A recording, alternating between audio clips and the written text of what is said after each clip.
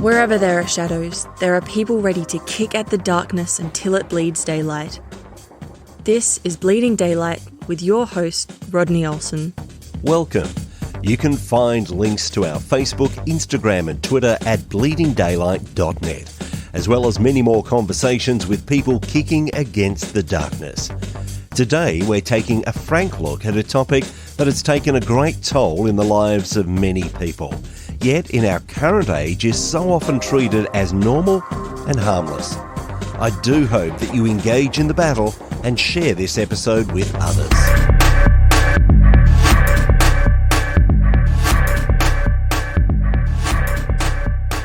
A chance discovery as a young child began a 20-year struggle for Fred Stoeker. The battle that caused in his life led him to write the book Every Man's Battle, a book that has been published in 30 different languages. That book spawned others covering similar issues for different audiences. Fred's most recent book is the one that he's co-authored with his wife, Brenda. It's titled Battle On, Battle Over.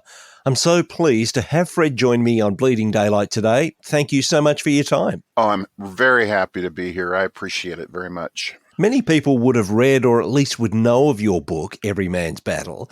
But for those who don't know about it, let's go back to that young first grader and the discovery that you made. Tell me what it was that made such a mark on your early life.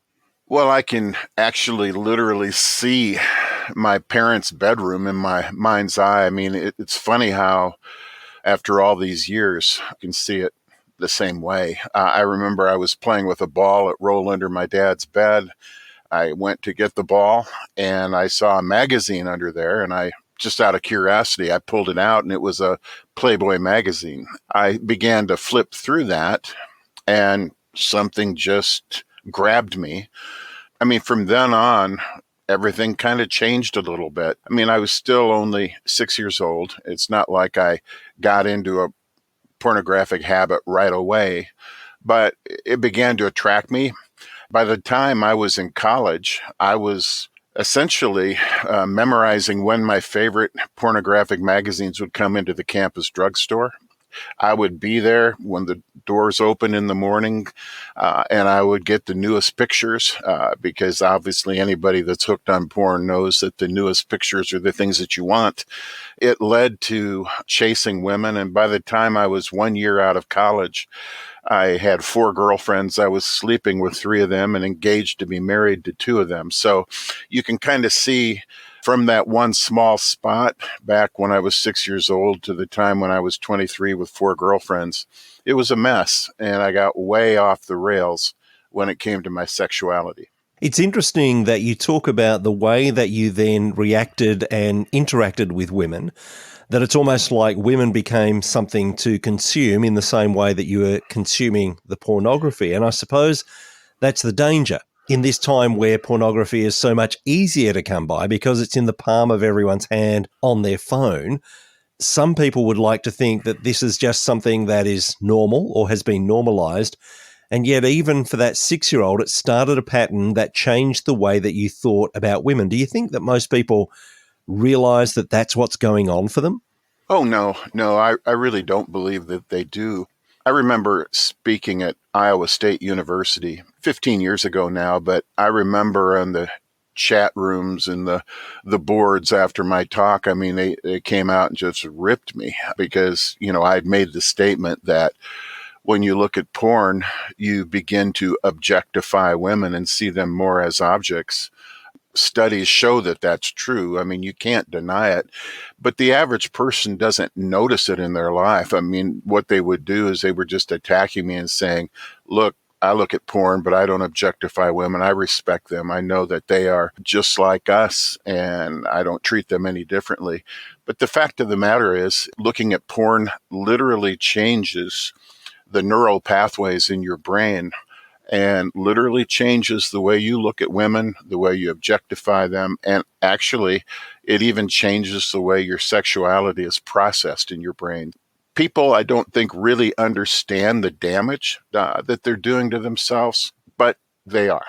And we know that the statistics would say that children are encountering pornography younger and younger, whether they're looking for it or whether they just trip over it when they're online.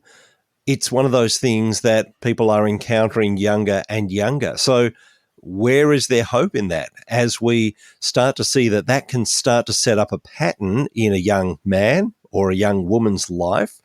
Where is the hope in that? Well, the hope in that is that you don't have to go in that direction, okay? And obviously the drama of it right now is that you see just a complete change in the way that we look at it. So many people now look at porn as just another form of entertainment. I know that statistic I saw the other day that kind of shocked me was that 50% of the students coming out of seminary are saying that porn is okay. If you just use it to release pressure, it's no big deal. Really, the issue is we tend to see porn as more of a moral issue or some kind of a spiritual issue somehow, and a right and wrong issue. But the fact of the matter is it isn't. It's also very much a physical issue. If it were just something that's moral, if it's just something that's right or wrong that you can kind of choose and it's just another form of entertainment, it would be a completely different conversation. But the science of it is very real. As I said, it changes the neural pathways. And let me explain to you what I mean by that. The human brain, the male human brain especially, has two pleasure centers. One is the sexual pleasure center that's tied to sex with a genuine woman, especially, for instance, a wife in the marriage bed. What it does is it processes that sex and ends up at orgasm with a very strong sense of peace, consummation, that kind of pleasure, the pleasure of connection with another human soul. The other pleasure center is more of a pleasure center designed around that desire, that lust, looking forward to what's coming. That's a different chemistry in the brain. And the interesting thing is when we look at porn, when we consume it on a regular basis, the way that we're made literally changes. What in a kind of a normal man, so to say, who hasn't been looking at porn a lot, that first pleasure center is the one that's primary. And that's the one where most of the sexual processing goes to that pleasure center. What happens after looking at porn for a long period of time is that the neural pathways literally begin to change to which pleasure center your sexuality is leading to, and it goes to that second pleasure center. What we see now is a erectile dysfunction kind of a epidemic among 20 and 30-year-olds, which should be impossible because that's the time where testosterone is at its highest levels in males.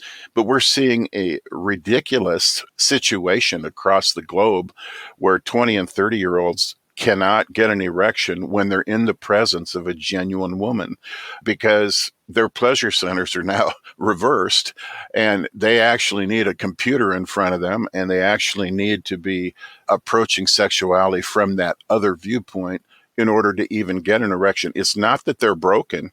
They can still get an erection, but they can't get it with a genuine woman. They tend to only be able to get it in front of the computer.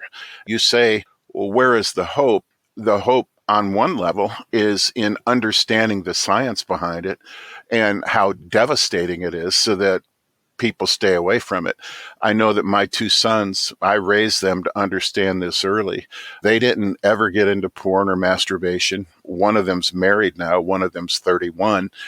The one that's married, he went from puberty all the way to the wedding altar and never got hooked and never got stuck. But he understood that looking at porn is literally like taking cocaine or heroin. When you look at what's happening in the brain, when a man is looking at porn and responding to porn through self-pleasure, what you see is it looks almost identical to what happens in the brain when he's taking heroin. If we understood that as parents, and if we taught our children appropriately, there would be a lot of hope in that. The second hope, of course, is in faith. I know for me, I got trapped without knowing it. And with porn being so available in smartphones, you can definitely get hooked on that very early. But one of the things that happened for me was that I got saved. I began to study the Bible, and I began to see how this was affecting me in my marriage. I knew I needed to cut that off. I needed to break that. And I approached it a lot like I would if I was trying to break a heroin addiction. The first thing you have to do is stop shooting heroin, right? And so the first thing I had to do was learn how to block my eyes, bounce my eyes away from the sensual things in my environment so that I could cut off that so-called drug flow, that pleasure flow of those chemicals. What began to happen is that as I broke away, as I cut off the drugs, I began to kind of go back to original specs. My brain kind of went back to how it's supposed to be, where my entire sexuality was aimed at my wife instead of at all the other women around me in the world. I began to become normal, so to say. And I think that's where the hope lies, is understanding the damage, realizing that it is changing the way you look at women, and it is literally changing your sexuality, breaking it in a sense, and then taking the right steps to free yourself. I'm interested in your definition of porn. I once heard someone say that in their mind, porn was anything that caused someone to be lusting for someone. So it didn't necessarily have to be the sorts of things that we might consider porn. So in your mind, what would that definition be? Most people wouldn't like my definition, but I'm glad you asked the question. I mean, for me, in order to win this battle, I had to define it the way really God defines it. And that is that I can't be drawing any sexual gratification from anyone or anything except my wife. What does that mean? Well, when we realize that we can draw sexual gratification through our eyes, through anything in our environment, it starts to really broaden things very quickly. I remember when I first began to fight this battle, I began to really study what my eyes were doing. If a woman was bending over in the grocery store parking lot to put her child into her car seat, and if she had shorts that were a little short, I was staring and I was drawing sexual gratification. If I was flipping through a magazine, saw someone in a bikini, I know women will say, well, wearing a bikini, that's not porn. Well, if you actually saw in the male brain what literally happens when men are looking at women in thong bikinis, they would be shocked. I mean, if you could put a woman inside a man's body for even 5 minutes, they'd be shocked at what the male eye can do. So for me, I looked at it and I said, look, anything that's going to bring any sexual gratification is going to continue that drug flow. I need to be free. There will be people listening to this that'll just go, gosh, this guy is insane. This guy has very tight standards. But you need to look at the results. It has been 40 years since I've actually looked at a literal pornographic site or magazine like a Playboy or something like that. It has been over 30 years since I've ever gone to a computer or a television or something like that to look for something to lust over. I haven't masturbated in over 30 years. So on a personal level, I am literally totally free. The only person I ever get any sexual gratification from is my wife, Brenda. And then you look at the results of my family.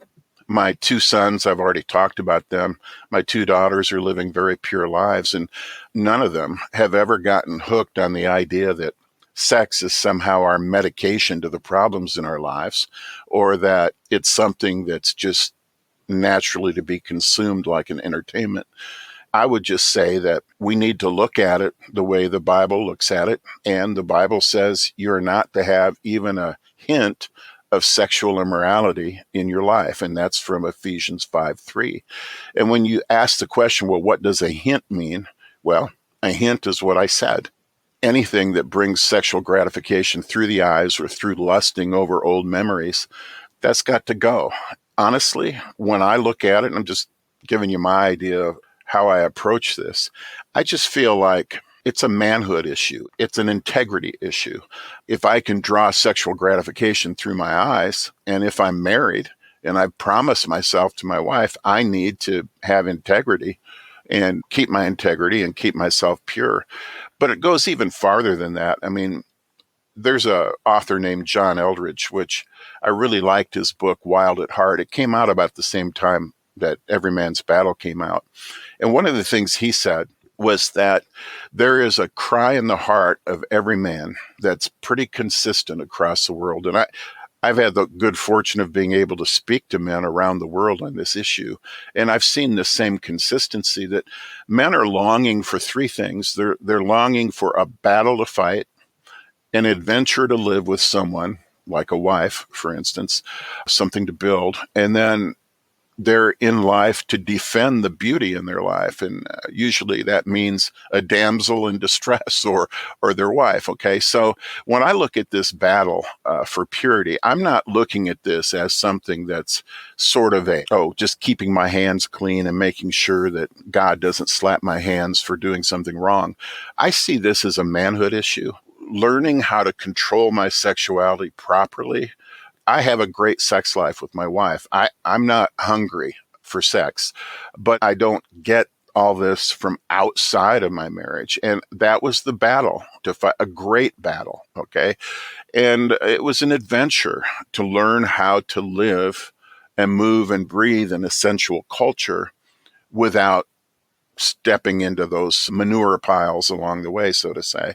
And then most of all, I wanted to defend my wife and my family from the pollution that comes from this. And what I found is that my manhood was completed through this battle. I know if you were to ask 100 guys on the street, hey, what's your ticket into manhood? At least 99 of them would say going to bed with a girl, using your sexuality, keeping things hot. Okay, well, actually, that's your ticket out of manhood. What I have found is that owning my sexuality instead of having it own me, that is a completion of my manhood. That is the ability to stand and be who I say I am, whether I'm out in public or whether I'm alone in a dark room with my computer. I'm the same, whether I'm by myself or with other people. That's integrity, and that's what I believe God would intend men to be like. You're calling people to very much a higher standard. In some of the text on the website for your new book, it says sexual integrity is heavily emphasized throughout the New Testament, yet today the collective conscience of the Christian church has fallen asleep on the matter. Yes. Can you see that reversing? Can you see that changing in that the whole church seems to have fallen asleep? And I wonder whether it's because so many people have fallen that they just want to brush it under the carpet and pretend it doesn't exist. Well, it's a hard battle. It doesn't remain a hard battle over time, but the actual battle to get free, first of all, is a very difficult one. And you have to sacrifice things. It will cost you socially. There are people that don't necessarily want to live like that. And maybe their kids wouldn't want to relate to my kids, those sorts of things. So, those are issues, okay, number one. And then number two, I guess, you just look at it and you say, well, where is my tribe in life? Well, it's hard to find other people that care about this. It can be difficult. That's number one. But can it be done? Oh, absolutely. Because you have to think about what a church is made up of, and a church is made up of individuals. I looked at the scripture. I decided, look, I need to live up to this scripture, and I'm going to fight until I win. I am not going to keep cheating Brenda out of part of my sexuality. I'm not going to pass this on to my sons. I've got to win this battle so I can teach them how to win the battle. I wanted to change the direction of my family tree. That's what I felt like my destiny was. My two male grandparents, they were hooked on porn. My dad was, when I looked in his desk at his office, died at age 72, I found pornography in there, the same Playboy magazines that I saw under his bed all those years earlier. So, not the same ones, but you know what I mean, the same type. I felt like I could be the one that would change the direction of the family tree, and I did. Honestly, I think that we as a church, the Church Universal, we need to get serious about this and wake up, because we have a lot to offer to the world if we can, first of all, get free ourselves. Let me explain to you how it works in local churches and why it's so important. I think it's in chapter 11 in the book Battle On, Battle Over, where I talk about this. But sexual purity literally affects the destiny of you as an individual. It affects your family destiny, but it also affects the church destiny. I was talking to a pastor of a church that was one of the most amazing places I had ever walked into. Most places I go when I go to speak, if I go to a church, for instance, most of the guys sort of hang back. They're kind of afraid to just kind of come up and get warm and talk to me. I think they think that I can read their sins on their forehead or something. I don't know what they think, but, they know I wrote Every Man's Battle, and they're like afraid that I might be able to look into their soul and call out their sin or whatever.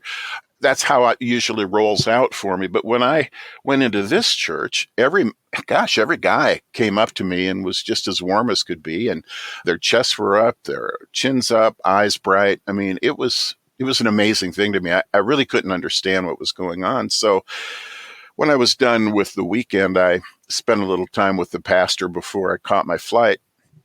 I asked him about it because I hadn't really seen that before. And he said it's really interesting what happened in his church. So he started with this church. It was a single church campus with 500 people. One of the things he found is that he just couldn't get men to step up into leadership, and he couldn't understand why. He checked their giving records. He saw that they gave, and, men don't give unless they believe in what's going on at the church. So he knew they believed in him. They believed in them, in his goals in the church, but he couldn't get them to stand up. And he began to pray about it. And he got to the point where he felt like the Lord was letting him know, hey, it's because your men are self-disqualifying themselves from leadership. They know what they're doing sexually through porn and masturbation and different things like that. And they don't feel like they qualify to be leaders. And so he took the step of taking the book, Every Man's Battle, starting a small group of 8 guys, and he went through the book. He admitted to them that he struggled. He wanted to get completely free, and they were just shocked. They thought that pastors are somehow, they don't struggle with sin. But because he got open, they got open. They began to admit their struggles. Those guys got free. A couple of them wanted to lead their own groups. And over time, it got to the point where there were 40 of these groups going on in this church. The church began to grow, but there were 40 of these groups, different times during the week, so that no matter what time of the week you could do it, you could join. And this is what he told me. He said, as soon as some of these guys began to get free, they began to step into leadership. And we know that one of the biggest problems in the Christian church, Western Christian church, is that they're basically led by women.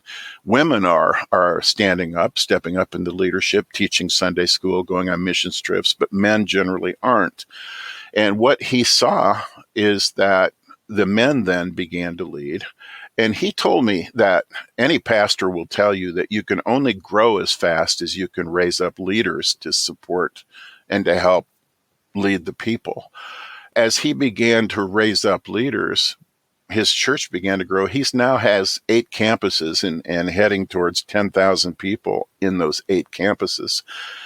I asked him, is there anything else you did? He said, no, it was just getting the men free from their sexual sin allowed me to raise up leaders and allowed them to have this countenance that you were talking about when you stepped into my church. And it has changed the destiny of this church and of this community. And obviously, yes, you go from one campus with men like this to 8 campuses, and it's a very large city, but they have a goal to take that city. But the thing is, you can't do that with men sticking their heads in their computers, looking at porn and self-disqualifying.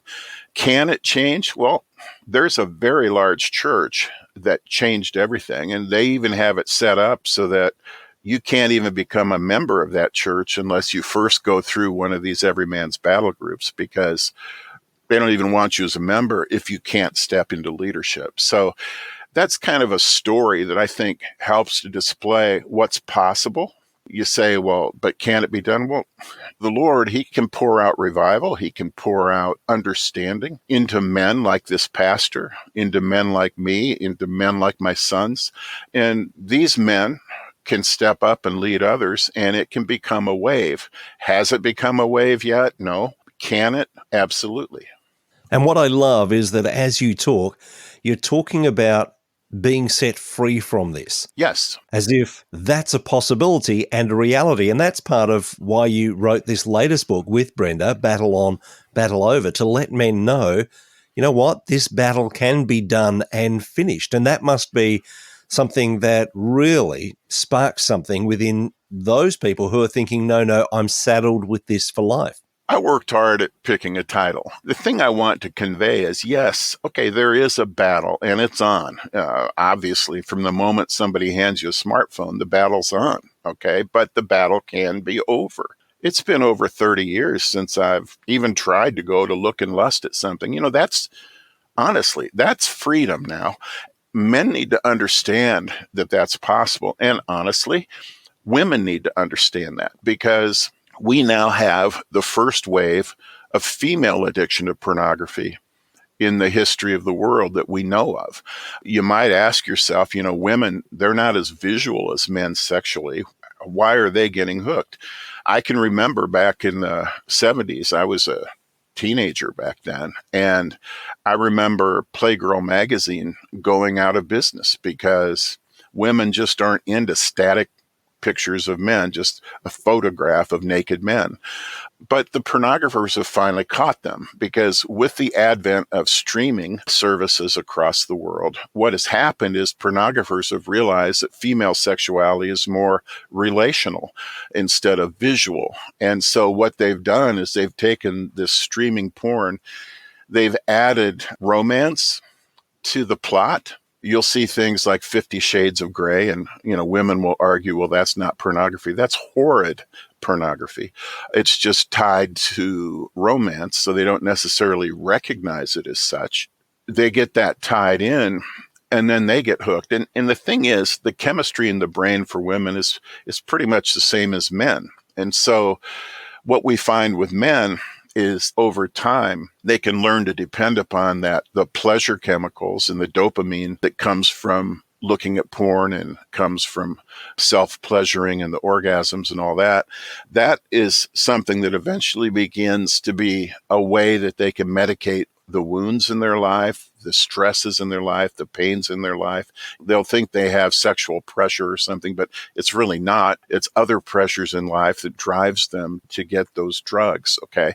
And what happens with women, and I talked to a girl at a college up in Canada, and she had said, well, hey, this is how it happened for me. I kind of went to look at porn just to see what was up with it, because everybody seemed to be looking at it.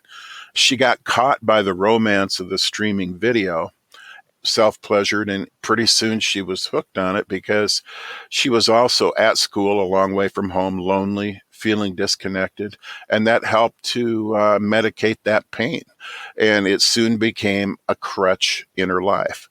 One of the things that Brenda and I wanted to do is, first of all, address the fact that we're not just dealing now with male sexual sin and addiction to porn, but women are now being addicted at a very high rate.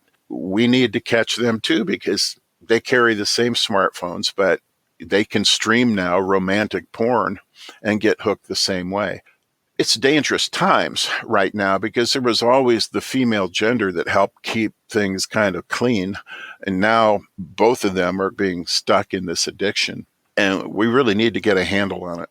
Do you think that part of the problem of women now engaging in this romance porn is that because guys are so busy with porn that the women are no longer being romanced in the way that is right and is wholesome, and so they're looking for that somewhere else?